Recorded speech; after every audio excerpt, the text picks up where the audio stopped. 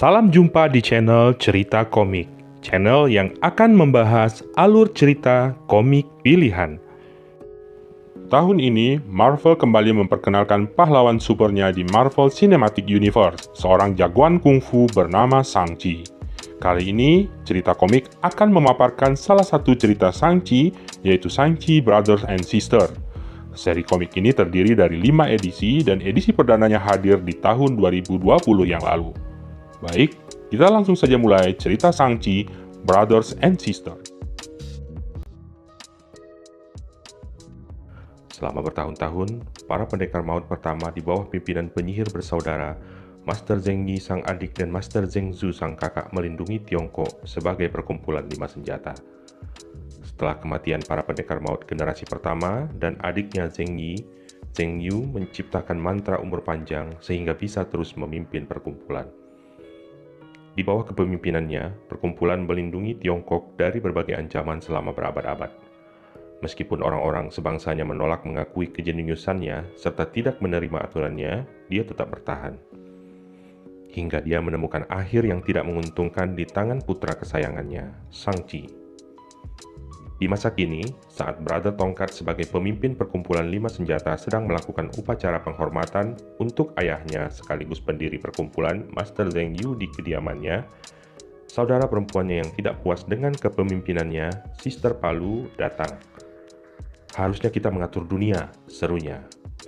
Pertarungan antara keduanya terjadi, membuat Brother Tongkat terluka parah. Api Suci kemudian memilih tangan sebagai ketua selanjutnya, bukan Palu.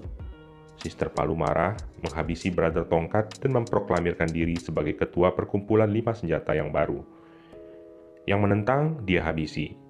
Dia lalu mengirim murid Brother Tongkat ke Amerika dengan misi menghabisi Brother Tangan, Shang-Chi. Saat itu menjelang tahun baru, Shang-Chi bekerja membantu di sebuah toko kue milik Nenek Wang di daerah Chinatown, San Francisco. Delilah, keponakan Nenek Wang yang datang berkunjung, heran kenapa mantan agen rahasia Inggris dan anggota Avengers bisa bekerja di toko kue neneknya. Shang-Chi lalu menjelaskan awalnya dia membantu saat ada perampokan di sana. Lalu ditawari Nenek Wang untuk tinggal di apartemen miliknya dengan imbalan bekerja di toko kue. Nenek Wang memperingatkan keponakannya untuk tidak pacaran dengan Shang-Chi karena latar belakang keluarga Shang-Chi adalah pembunuh. Shang-Chi melihat seseorang bersenjata dari jauh. Dia mengejar dan mendapati orang itu adalah Lei Kou, agen rahasia Inggris. Lei Kou menjelaskan bahwa ada indikasi perkumpulan ayah Shang-Chi bangkit kembali dan mengincar nyawa Shang-Chi.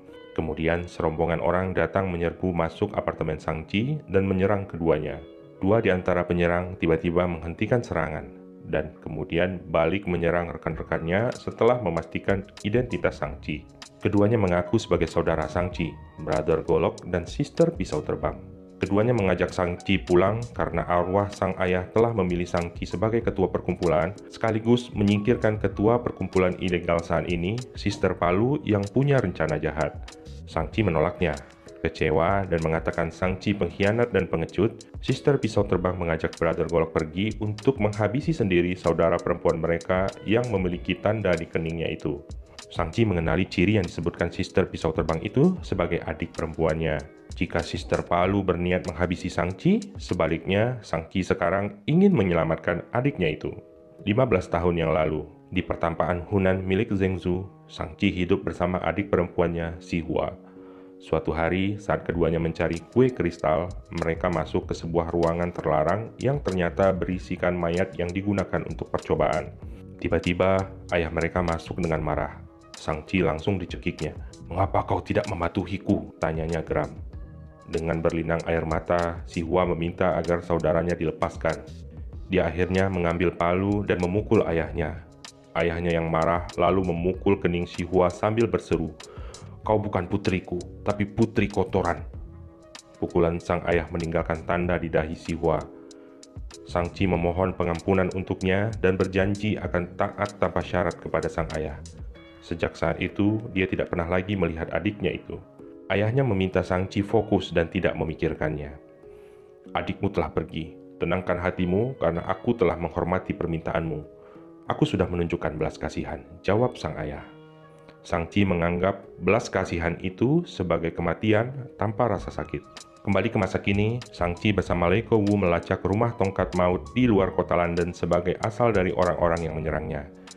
Saat sampai, Shang-Chi melompat seorang diri setelah mengatur pesawat untuk membawa Lei Kou kembali ke markas. Kedatangan Shang-Chi sudah diketahui oleh Sister Palu dan orang-orangnya. Sister Palu menyerang Shang-Chi dari jauh, merusak parasut Shang-Chi. Beruntung, Shang-Chi bisa selamat dan menemukan para penyerangnya. Shang-Chi dengan mudah mengalahkan mereka.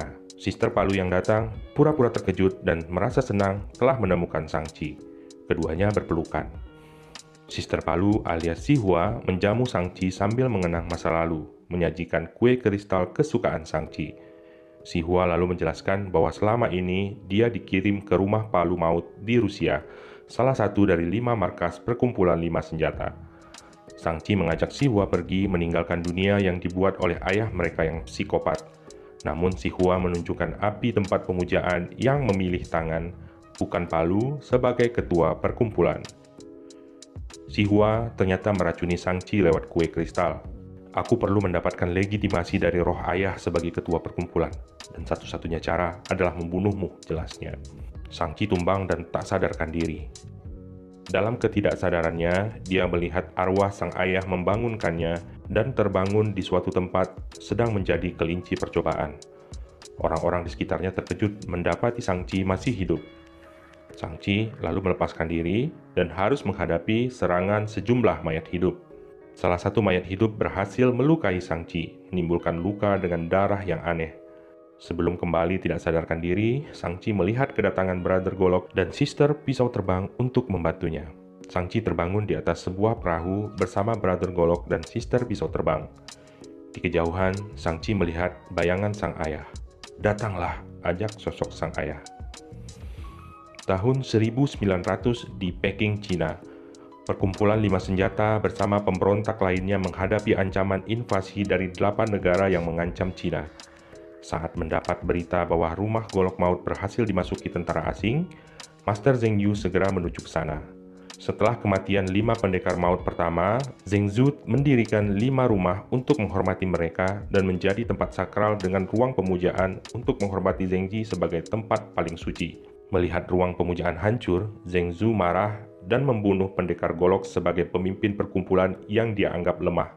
Adikku Zheng Ji adalah jiwa yang lemah, maka aku juga membunuhnya dan mencuri semangatnya, kata Zheng Zu membuat pengikutnya terkejut. Setelah invasi itu, Zheng Zu lalu memindahkan 4 rumah perkumpulan ke luar negeri. Rumah Tangan Maut tetap di Cina, Rumah Tongkat Maut di London, Rumah Palu Maut di Rusia, Rumah Golok Maut di Jepang, serta yang terakhir, Rumah Pisau Terbang Maut di Perancis. Kesanalah Shang-Chi dibawa oleh 2 saudaranya itu. Shang-Chi telah menerima bahwa keduanya adalah saudaranya satu ayah. Shang-Chi juga semakin akrab dengan Brother Golok dan memanggilnya Takeshi, nama aslinya, walau Takeshi tetap saja memanggilnya Brother Tangan. Sementara itu, Sister Pisau Terbang masih bersikap dingin dan menjauhinya. Di bawah ajaran Master Ling, guru Sister Pisau Terbang, mereka lalu berlatih menghadapi Jiangxi, mayat hidup yang mereka hadapi sebelumnya, dengan cara menempelkan kertas jimat di keningnya. Bekas luka Shang-Chi semakin sering berdenyut dan sakit, serta semakin melebar. Roh sang ayah kembali muncul, dan kali ini menunjukkan tempat pemujaan lain yang tersembunyi di balik tempat pemujaan di rumah itu. Tempat pemujaan itu untuk pamannya, Zheng Yi. Saat Shang-Chi menyelidikinya serta memfoto peta di dindingnya, Sister Pisau Terbang datang dan menyerang Shang-Chi karena menduga Shang-Chi sudah mengacak-acak tempat suci itu. Shang-Chi yang tidak mau ribut memilih lari menghindar. Shang-Chi lalu mencoba mencari petunjuk di perpustakaan, namun hasilnya nihil. Dia lalu meminta bantuan Lei Kou. Meski marah, Lei Kou tetap berjanji membantu. Dia lalu memberikan informasi bahwa MI5 yang suka menyelesaikan masalah lewat pertempuran telah ikut menghadapi perkumpulan 5 senjata. Dia juga memberi informasi tentang kemunculan teroris di ruang pameran seni Tiongkok di Museum Louvre yang kemungkinan besar adalah orang-orang dari perkumpulan 5 senjata. Shang-Chi tiba di museum dan menemukan Sister Palu dan anggotanya membawa satu Jiangxi sedang mencari sebuah guci. Tak lama, Takeshi dan Sister Pisau Terbang juga menyusul masuk. Ketiganya lalu menghadapi Sister Palu dan anggotanya. Ketiganya berhasil mengalahkan mereka, menyisakan Sister Palu dan satu jiangsinya yang berhasil menemukan guci yang mereka cari. Saat Shang-Chi berusaha melumpuhkan Jiangxi dengan kertas jimat, Sister Palu membuat perintah, "Ledakkan!" Jiangxi menekan guci yang dipegangnya dan ledakan pun terjadi. Shang-Chi menjadikan dirinya perisai, melindungi saudara-saudaranya. Mereka berhasil selamat, namun Shang-Chi terluka di punggungnya. Sister Pisau Terbang akhirnya memberitahu nama aslinya, Esme. Dari informasi yang diberikan oleh Lei Kouwu, Shang-Chi, Takeshi, dan Esme lalu melacak peta yang merupakan lokasi makam Zheng Yi. Tiba-tiba saja mereka diserang oleh sesosok makhluk berbentuk naga bertangan manusia. Takeshi dan Esme menghadapi makhluk tersebut dan menyuruh Shang-Chi melanjutkan perjalanan.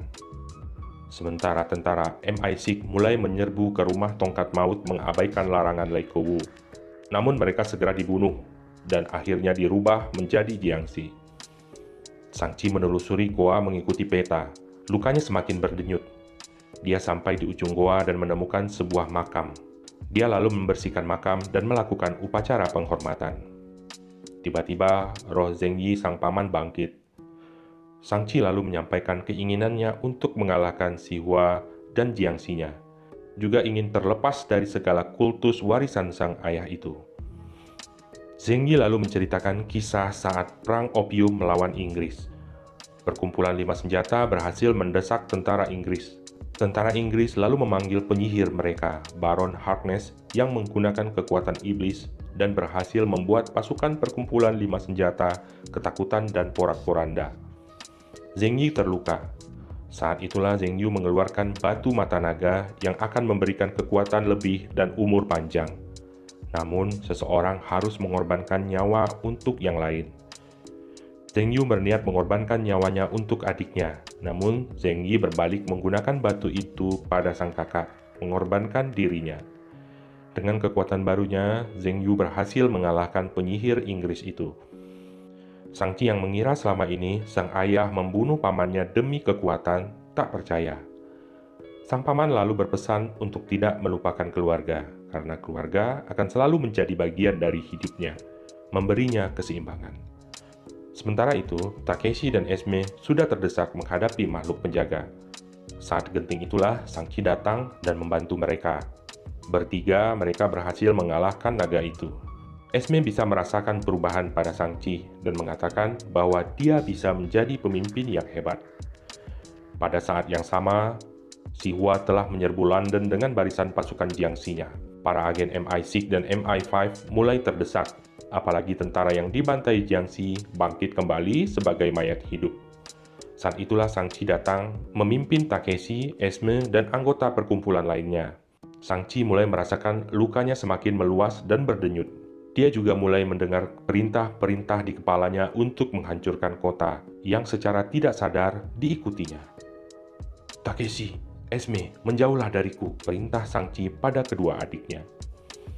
Tiba-tiba Si Hua datang dan menyerang Shang-Chi. Shang-Chi tidak bisa melawan, malah patuh atas segala perintah Si Hua.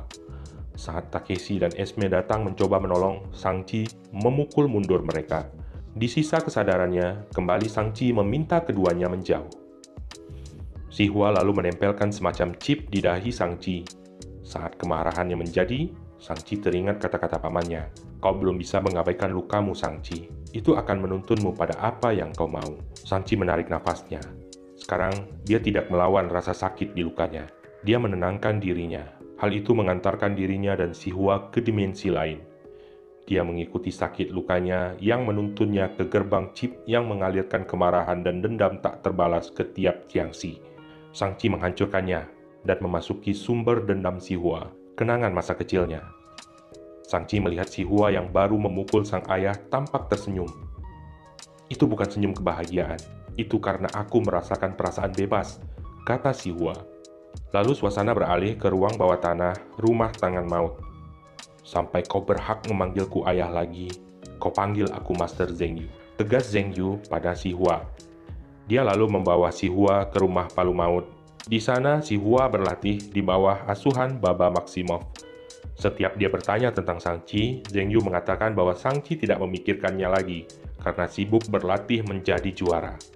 Sekeras apapun Si Hua berlatih, Zhengzhu selalu memuji Sang Qi lebih baik darinya, membuat marah dan kebencian di hati Si Hua terhadap ayahnya semakin besar. Sang Qi coba meredakan kemarahan Si Hua, tetapi tidak diterimanya. Tiba-tiba saja, sosok sang ayah muncul dan mencekik Sang Qi dan Si Hua. Apakah sebagai ayah ataupun sebagai musuh, aku akan selalu bersama kalian. Aku yang membentuk kalian. Dasar tidak tahu terima kasih, geramnya. Sang Qi melakukan serangan terhadap sosok ayahnya itu. Lihat dia Si Hua, dia orang tua yang luka, terpelintir oleh kebencian dan ketakutan, serta kesendirian, sambung Si Hua. Sosok itu luruh menjadi tengkorak, kemudian hilang menjadi debu. Bersamaan dengan itu juga, seluruh Jiangxi musnah. Aku tidak bisa merasakan kehadirannya lagi, kata Si Hua perlahan. Dia sudah pergi, Dik, ujar Sang Qi. Dia akan selalu menjadi bagian dari kita, tapi wasiatnya tidak lagi berpengaruh. Tiba-tiba saja, Si Hua kembali menyerang Sang Qi. Aku merasa kosong, kau mencoba mengosongkan tujuan hidupku. Sang Qi menghantam palu Si Hua hingga hancur. Aku menunjukkan kenyataan, serunya. Melihat Sang Qi diserang, Lei Kou menembak Si Hua. Sang Qi menangkap peluru itu sebelum mengenai adiknya. Si Hua lalu lari dan melompat ke dalam air. Mereka mencarinya sepanjang malam, tapi tidak menemukannya. Sang Qi meminta maaf pada Nenek Wang telah meninggalkan pekerjaannya serta membuat apartemennya berantakan. Dia juga pamit karena keluarganya membutuhkannya. Dia menyerahkan emas dari dinasti Qing untuk biaya ganti rugi. Pada Delilah, Sang Qi berkata bahwa hidupnya tidak normal. Dia merasa tidak bisa berhubungan dengan Delilah.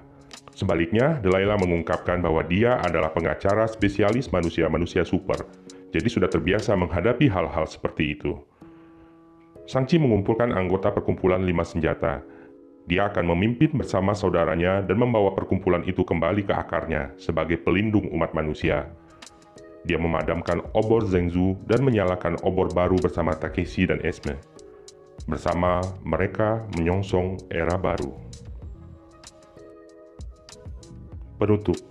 Takeshi tampak mabuk berat dituntun oleh Esme.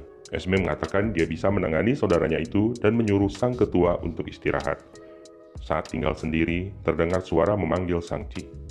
Paman, tanyanya. Di depan tempat pemujaan, tampak bayangan ayahnya memegang obor. Tahtaku sangat cocok untukmu, anakku. Kau telah ditakdirkan menjadi sepertiku. Tepat seperti diriku. Sang Qi terkejut. Selesai.